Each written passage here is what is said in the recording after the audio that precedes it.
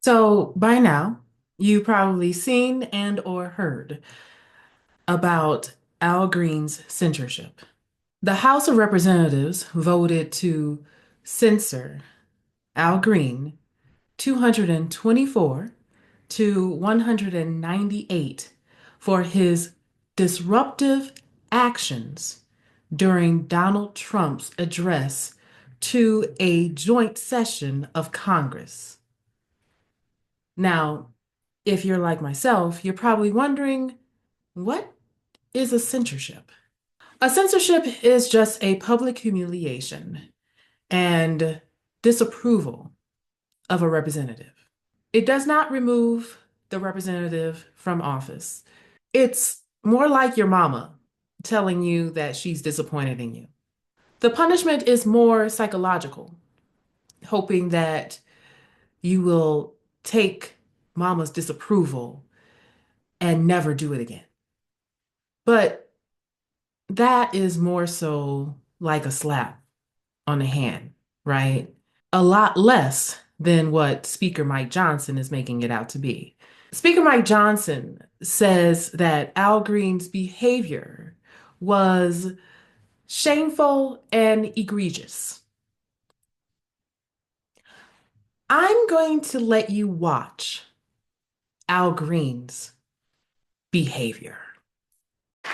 Small business optimism saw its single largest one-month gain ever recorded, a 41-point jump.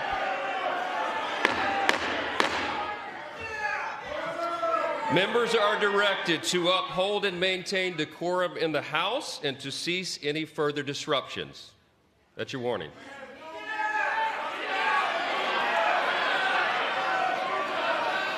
Members are engaging in willful and continuing breach of decorum, and the chair is prepared to direct the Sergeant-at-Arms to restore order to the joint session.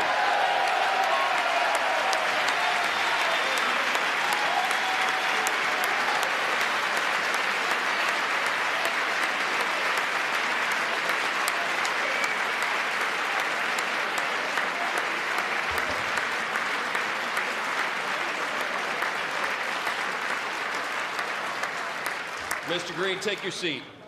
Take your seat, sir. Take your seat. Finding that members continue to engage in willful and concerted disruption of proper decorum, the chair now directs the Sergeant-at-Arms to restore order. Remove this gentleman from the chamber.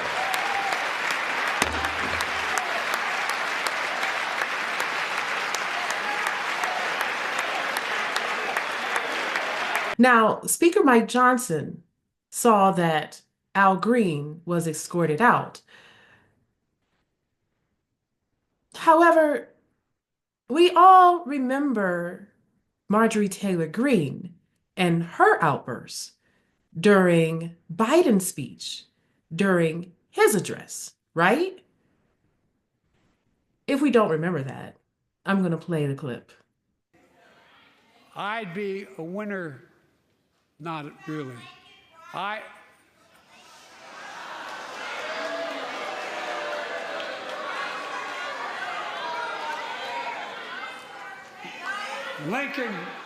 Lincoln Riley, an innocent young woman who was killed by an illegal. That's right. But how many of thousands of people being killed by illegals? To her parents, I say, my heart goes out to you, having lost children myself. I understand. But look, if we change the dynamic at the border, people pay these smugglers $8,000 to get across the border because they know if they get by and let into the country, it's 6 to 8 years before they have a hearing. And it's worth it taking the chance of the $8,000. But if it's only 6 weeks, the idea is it's highly unlikely that people will pay that money and come all that way, knowing that they'll be able to be kicked out quickly. So if you are listening and not watching this, Speaker Mike Johnson stood up and asked for Congress to come to order when it came to Al Green. But he did not do that for Marjorie Taylor Greene. I wonder why. Now, it's no surprise that all Republicans voted for the censorship of Al Green.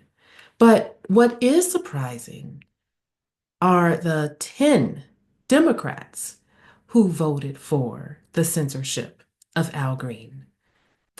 And the names of these Democrats are Amy Barra of California, Ed Case of Hawaii, Jim Costa of California, Laura Gillen of New York, Jim Himes of Connecticut, Chrissy Houlihan of Pennsylvania, Marcy Kaptur of Ohio, Jared Moskowitz of Florida, Marie Gluesenkamp Perez of Washington, and Tom Suozzi of New York. If these are your representatives, do not vote for them in the coming election. During his censorship, Al Green made a speech, and it was powerful. I'm going to let you listen to it. Mr. Speaker, and still I rise. And still I rise, a proud, liberated Democrat, unbought, unbossed, and unafraid. And I rise today, Mr. Speaker, to call to the attention of the House this place that I revere, and notwithstanding recent events that I have great respect for. Mr. Speaker, I rise today in response to a censure that took place as it relates to my behavior.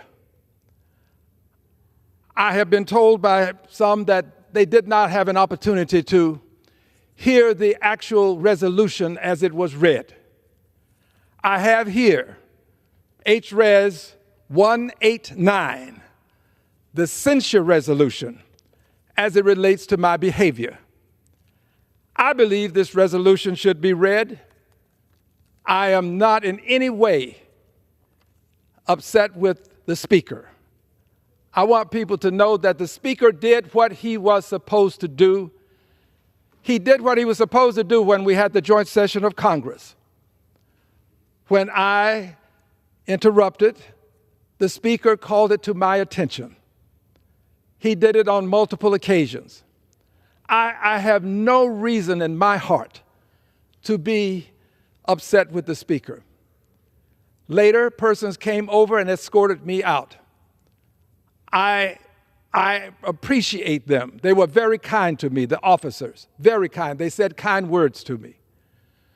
And as a result of my behavior, I have been censured. I'm going to read the resolution and give some commentary.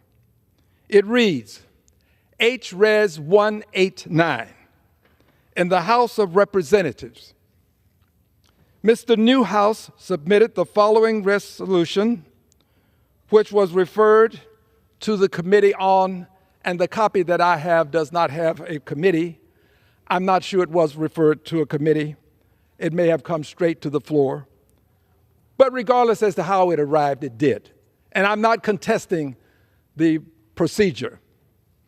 The resolution reads, censuring Representative Al Green of Texas. Whereas on March 4, 2025, during the joint session of Congress, convened pursuant to House Concurrent Resolution 11, the President of the United States, speaking at the invitation of the House and the Senate, had his remarks interrupted by the representative from Texas, Mr. Green. Whereas the conduct of the representative from Texas disrupted the proceedings of the joint address and was a breach of proper conduct. And whereas, after numerous disruptions, the representative from Texas had to be removed from the chamber by the sergeant at arms.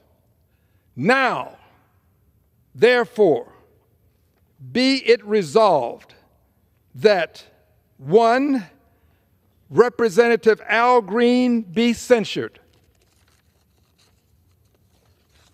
2, Representative Al Green forthwith present himself in the well of the House of Representatives for the pronouncement of censure.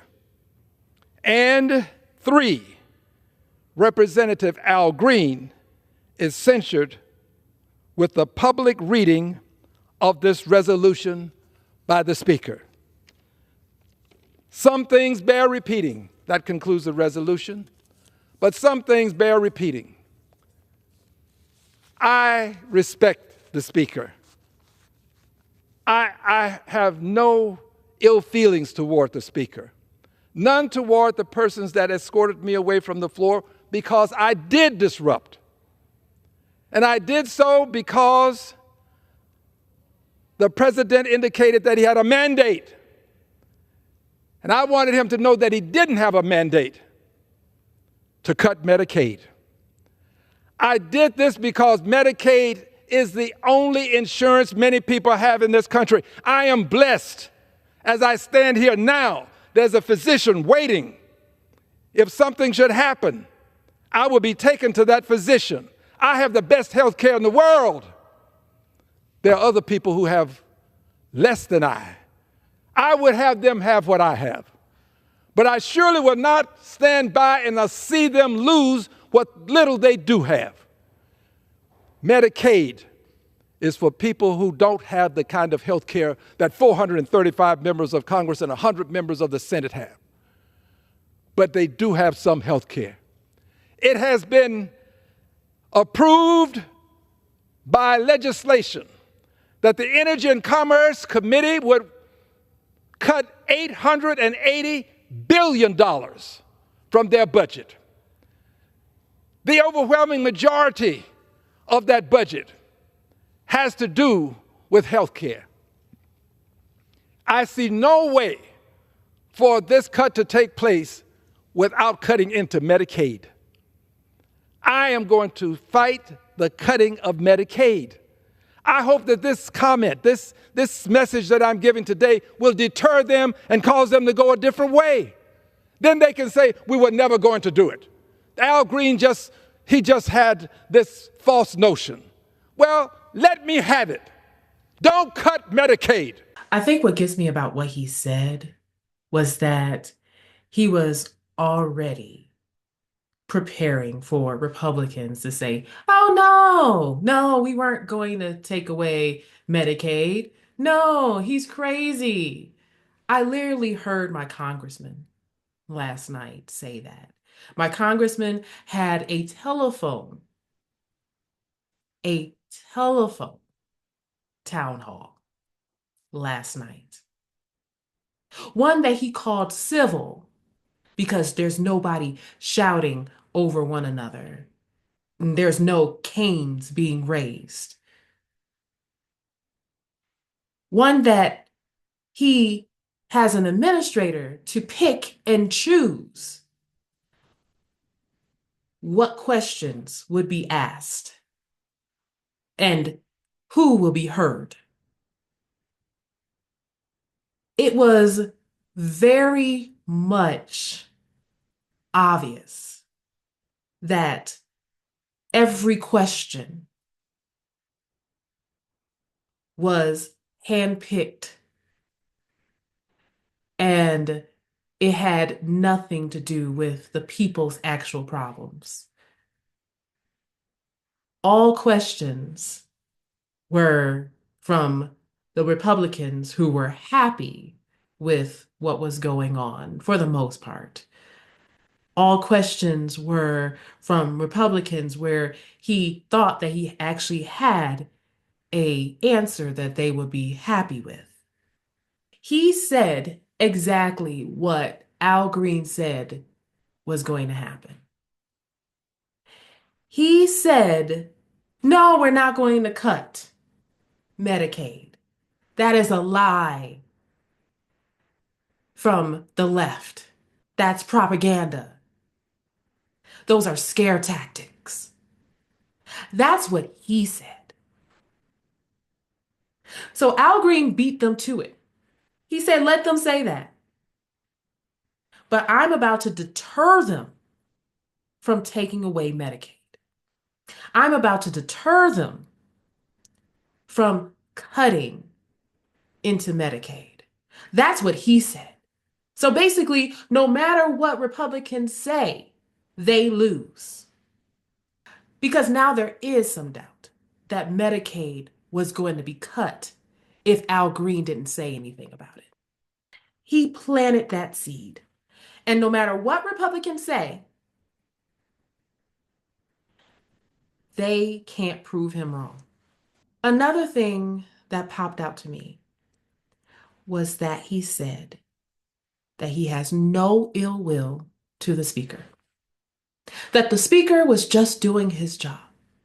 But as you saw earlier in this video, the speaker is biased.